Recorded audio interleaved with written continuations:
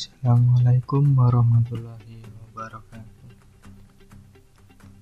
Di sini saya akan menjelaskan tentang DHCP server. DHCP adalah Dynamic Host Configuration Protocol.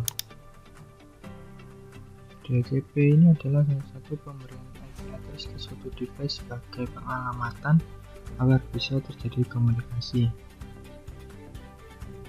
Dalam komunikasi komputer itu dibutuhkan sebuah IP agar bisa saling terhubung antar device. Dan untuk bisa saling berkomunikasi tadi dibutuhkan IP sebagai alamat pada suatu device tersebut. Nah, pemberian IP ini ada dua, yaitu ada statis dan dinamik atau dinamis. Kalau statis itu kita perlu memasukkannya secara manual pada device tersebut, sedangkan pada dinamik pemberian IP ini dilakukan secara otomatis oleh server dan tanpa perlu kita atau engineer menginputkan IP ke masing-masing device. Cara kerja DHCP sendiri yaitu klien atau komputer yang akan meminta IP, komputer ini akan mencari DHCP server. Ketika sudah bertemu dengan DHCP server, maka akan masuk tahap kedua, yaitu pada DHCP server akan menawarkan sebuah penawaran seperti IP, subnet mask, gateway, dan lain-lain kepada si klien. Setelah itu pada tahap ketiga, klien akan melakukan DHCP request atau meminta ke DHCP, kemudian pada tahap 4 DHCP server akan meminjami seperti IP, subnet mask, gateway, DNS, dan lain-lain ke klien, komputer klien tadi. Di sini DHCP itu hanya meminjami, jadi akan dikembalikan dengan waktu yang dibatasi oleh engineer saat kita mengatur DHCP server tersebut. Langsung saja saya akan mempraktekkan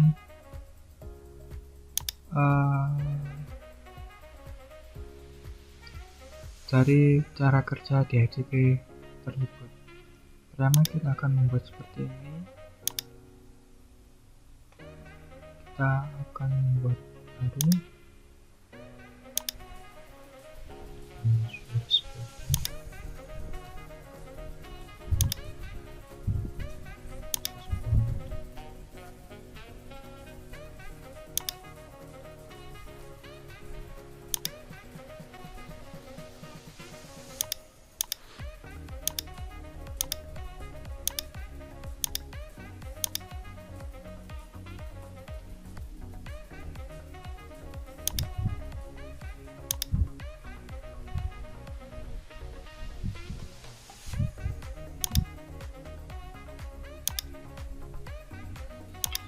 pada laptop kita setting,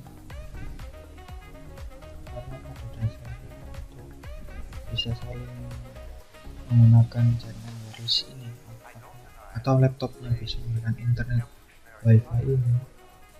Di sini kita tidak bisa, atau laptop ini tidak bisa menerima sinyal karena belum ada antena dari wifi itu sendiri. Di sini kita matikan terlebih dahulu dengan setelah itu kita pilih PT laptop NM1WAC, kita drag langsung kemudian kita menemukan. Setelah kita membuat yang seperti ini, maka langkah selanjutnya itu kita akan setting servernya sih. Dan untuk membuat servernya itu sendiri, pada tab device atau kita bisa mengetiknya di sini server saja, dan kita pilih yang server PT, kemudian akan tarik sini, kemudian pasang kabelnya. Lalu kita setting pada server, dan untuk pada server DHCP server ini kita setting manual IP-nya dengan IP static, IP-nya 253, subnet masknya 18 tahu, CIDR/25, gateway-nya 254, dan DNS servernya seperti ini. Selanjutnya kita pada tab service DHCP, sini kita bisa lihat untuk defaultnya saat kita belum men-setting DHCP ini akan masih off, masih mati, jadi kita on kan. Kita isi default gateway-nya seperti pada sebelumnya, pada ipconfig 254 DNS-nya, dan untuk start IP address ini adalah kita mulai dengan 151, kemudian kita save.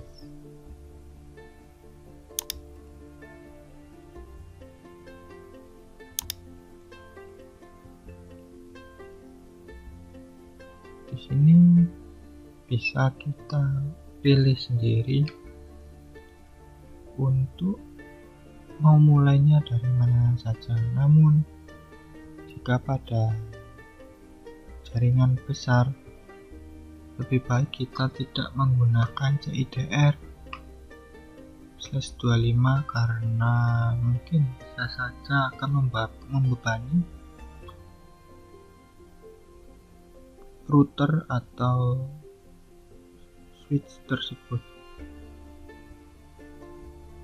Jika kita membatasinya mulai startnya adalah 151 dan kita batasi hingga 10 pengguna pada jaringan besar, maka tidak masalah. Namun jika pada jaringan kecil yang mana hanya ada 2 device atau komputer saja, maka sebaiknya kita menggunakan CIDR yang membatasi kurang dari 10 atau juga bisa 10, namun jangan lebih dari 10. Seperti jika membatasinya hanya 64, maka itu akan membebani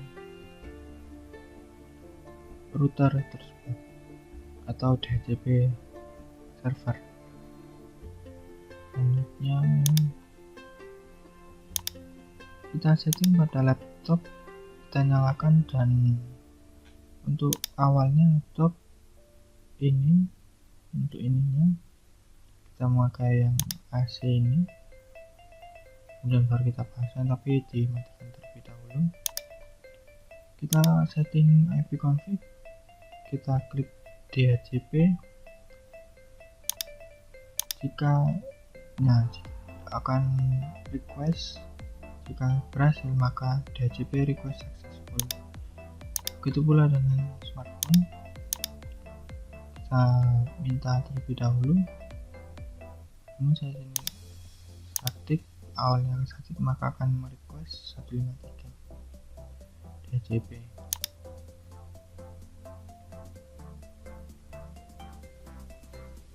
Kita akan mencobanya dengan simulasi,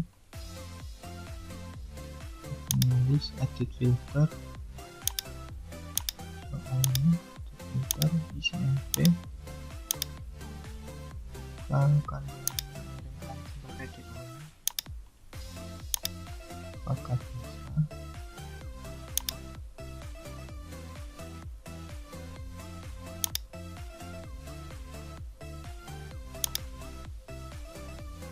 Akan access point AP1, selanjutnya ke switch, dari switch akan ke AP2, maka selanjutnya ke smartphone.